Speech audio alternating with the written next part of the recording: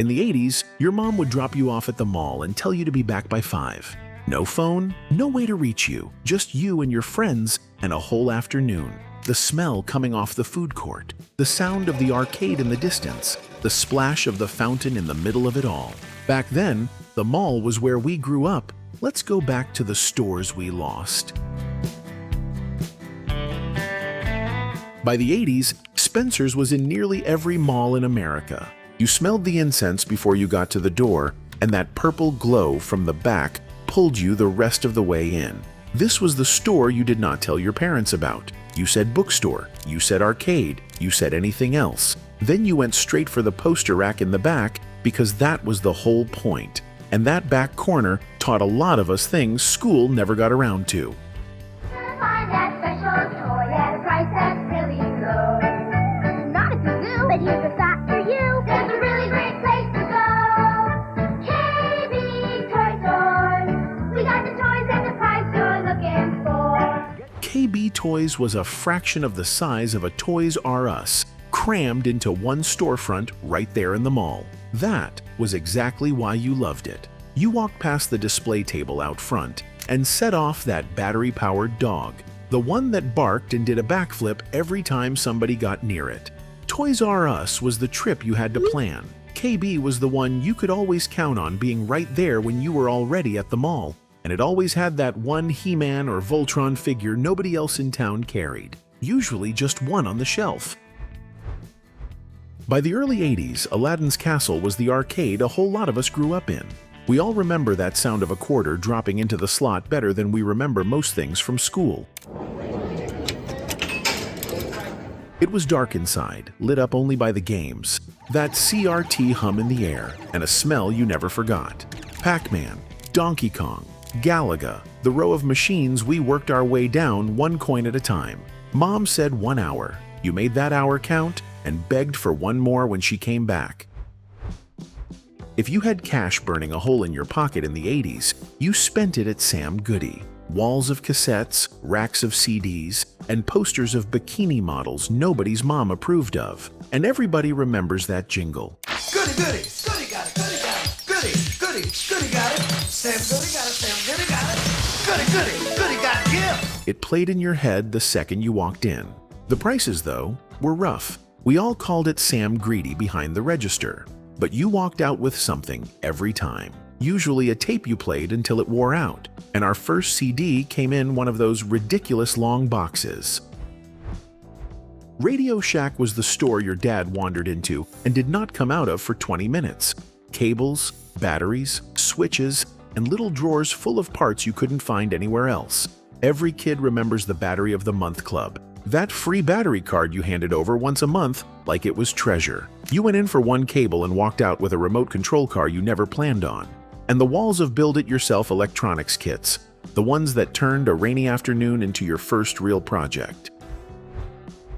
You could smell the food court from halfway across the mall, and that smell pulled every kid straight toward it. Orange Julius was the one we all begged for.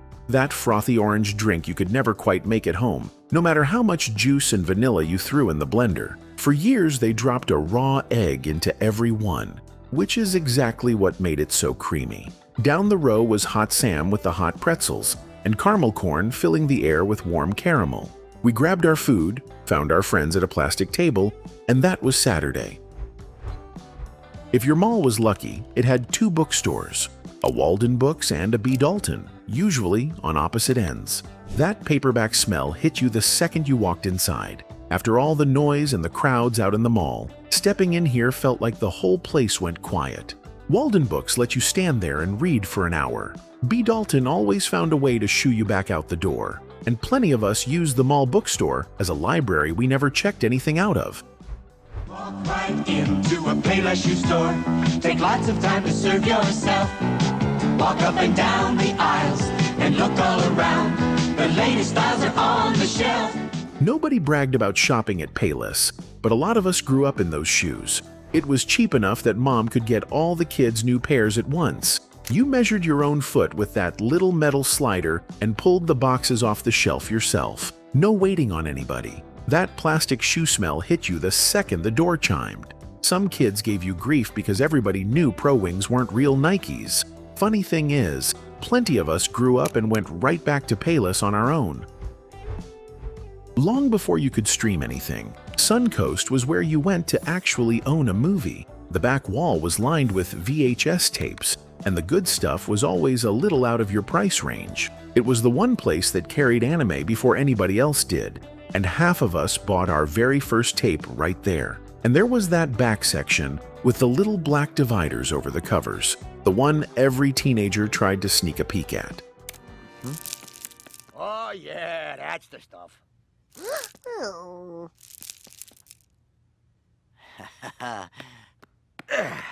Bride's head's gonna get revisited tonight, baby. You mostly walked out with nothing, but you always looked. You smelled Hickory Farms long before you saw it, that wall of smoky sausage and cheese drifting halfway down the corridor. Everybody grabbed the free samples, a toothpick of summer sausage, a little smear of cheese on a cracker. Here is the strange part. Nobody ever bought it for themselves. It was always a gift, that same holiday box handed to a coworker or an uncle every single December. And somehow, every house in America ended up with a summer sausage and a cheese ball sitting on the counter by Christmas. Miller's Outpost meant one thing: a new school year was coming. It was the place you went for jeans. That whole back wall of Levi's stacked so high they needed a ladder on wheels to reach the top. This was where you got your first real pair of 501s. The whole store was done up like an old western town, wood and rustic signs everywhere you looked. Back then, denim on denim was everybody's look, and Miller's was where the whole outfit came from. When a gift needed to feel like it mattered, you took it to Things Remembered to get a name put on it. The engraver behind the counter could put initials on just about anything and have it done in about 20 minutes while you waited. It was the store for wedding gifts, graduations, and Father's Day. The kind of present that looked like it cost more than it did. And somewhere in almost every house, there's still something with a name engraved on it that came from right here. Camelot music showed up in malls all over the Midwest and the South, and for a lot of us it was reason enough to come to the mall. Racks of cassettes, a poster wall in the back, and a clerk who actually knew the music and would point you to something new. You flipped through the cheap bin for ages, hoping to find something great for a few bucks. And there was that thrill of getting home, peeling the plastic off, and hearing the first track for the very first time. More than a few of us bought our first cassette right there. If you wanted to look like you stepped out of an MTV video, you went to Chess King. Everything in there was loud, shiny, and cut a little too big in the shoulders. Plenty of us wore that stuff to homecoming and honestly thought we looked incredible. Look at those photos now and we all look like a bunch of snickerdoodles. Every mall had an anchor, and more often than not, it was Sears, the giant store you walked through just to get inside.